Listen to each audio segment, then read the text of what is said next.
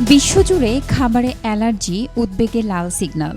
শিশুদের মধ্যে দিন দিন বাড়ছে এর প্রকোপ। গবেষকদের মতে আগের তুলনায় এখন অনেক বেশি শিশু হালকা খাবার থেকেও পাচ্ছে তীব্র অ্যালার্জিক রিয়াকশন। কোনো কোনো ক্ষেত্রে তা প্রাণঘাতীও হচ্ছে।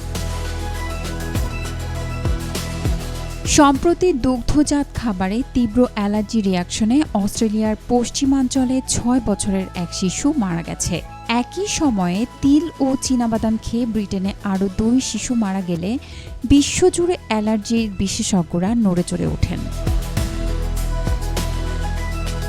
গবেষণা বলছে গত কয়েক দশকে খাদ্য অ্যালার্জির হার বিস্ফোরকভাবে বেড়েছে। উন্নয়নশীল বিশ্বে এই ঝুঁকির হার বেশি।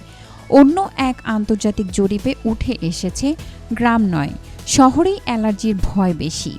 নগরায়ন, পরিবেশ দূষণ, অতিরিক্ত জীবাণুমুক্ত জীবন আর প্রক্রিয়াজাত খাবারের আধিক্য সব মিলিয়ে দিচ্ছে নতুন সংকেত।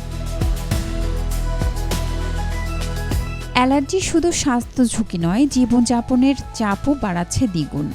স্কুল, রেস্তোরাঁ, কর্মস্থল যেখানেই খাবার সেখানেই অতিরিক্ত সতর্কতা। প্রতিদিনের জীবন হয়ে উঠেছে আরও জটিল।